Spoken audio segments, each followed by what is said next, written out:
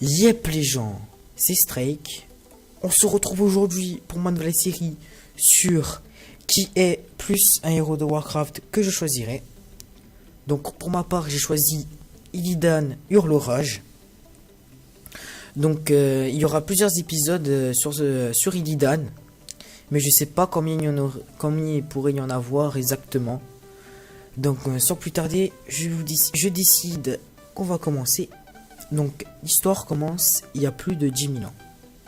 À cette époque, Azeroth était formé que d'un seul continent, au centre duquel se trouvait le Puits d'Éternité. Le Puits d'Éternité est une source intarissable de magie autour duquel vivaient les Keldoreilles, les tout premiers elfes de la nuit.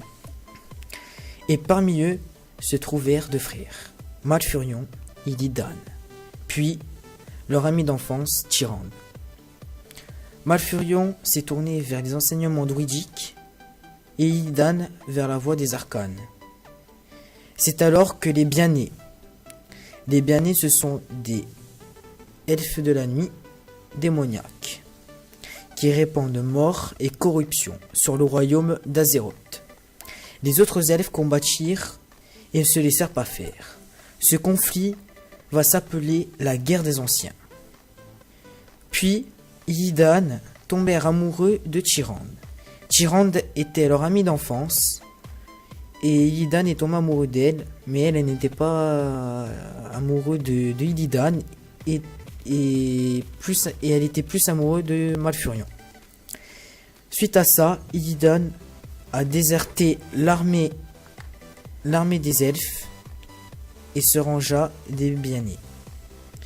Comme je vous l'ai dit, ce sont des elfes de la nuit démoniaques. Puis il passe à un pacte avec Sargeras, le seigneur des démons. Illidan changea ses yeux contre de nouveaux yeux, c'est-à-dire que les nouveaux yeux qu'il a eus lui rapportent une meilleure visibilité et une meilleure vue. Sargeras ensuite lui offrit un tatouage chargé d'énergie. Donc ce tatouage va lui apporter, on va dire, une puissance physique, et ce qui va lui permettre d'être imbattable. Voilà. C'était le premier épisode de Illidan. J'espère que la vidéo vous aura plu. Si la vidéo t'a plu, je t'invite à t'abonner, à lâcher un like et à partager. Ciao, c'était Strake.